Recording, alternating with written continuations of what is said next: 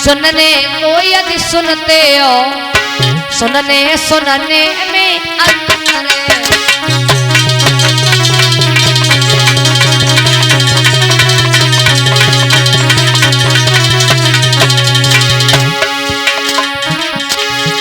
सब श्रोता श्रोता रूप नहीं, कुछ सोते और सरोते, इसलिए कथा सुनने पर भी फल नहीं एक से होते।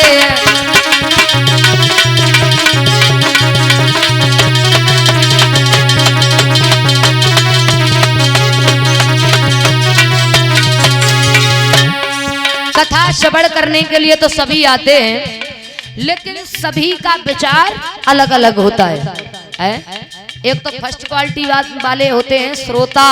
श्रोता मन बुद्धि चित्त तीनों को एकाग्रचित करके कथा को श्रवण करते हैं, बैठते हैं, वो तो हो गए श्रोता।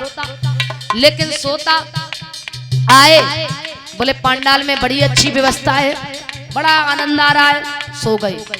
श्रोता आए, भागवत से कोई लेना देना नहीं, अपनी बातों में लगे हुए हैं।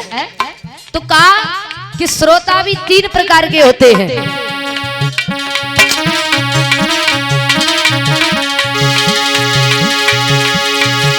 कुछ लोग कथा में आते हैं,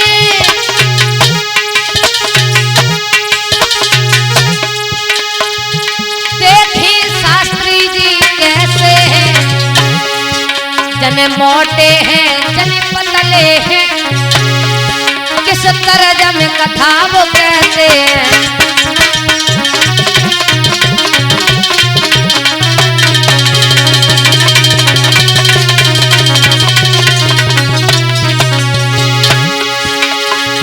कुछ लोग कथा में आते हैं,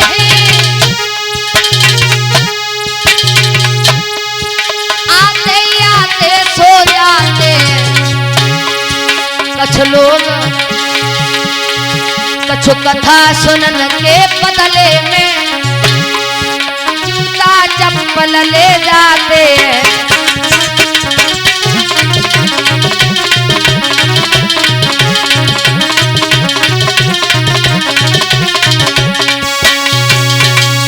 कहा कि सभी कथा श्रवण करने के लिए ही नहीं आते हैं, इसलिए कल्याण नहीं होता है। तो दोबारा से गोकर्ण ने अपने गांव में कथा का आयोजन करवाया। दोबारा से सभी लोगों ने कथा को श्रवण किया, उसका चिंतन किया, उसका मनन किया, तो सभी के लिए विमान आता है।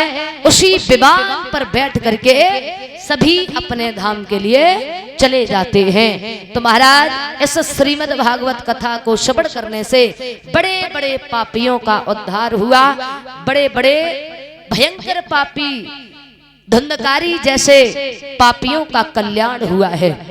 और जब ऐसे धुंधकारी जैसे पापियों का कल्याण हुआ तो आप लोगों का क्यों नहीं हो सकता है कि कलयुग केवल नामय धारा, सुमेरे सुमेरे नर उतरे पारा। कलयुग में तो सिर्फ भगवान का नाम लेने से ही व्यक्ति का कल्याण हो जाता है।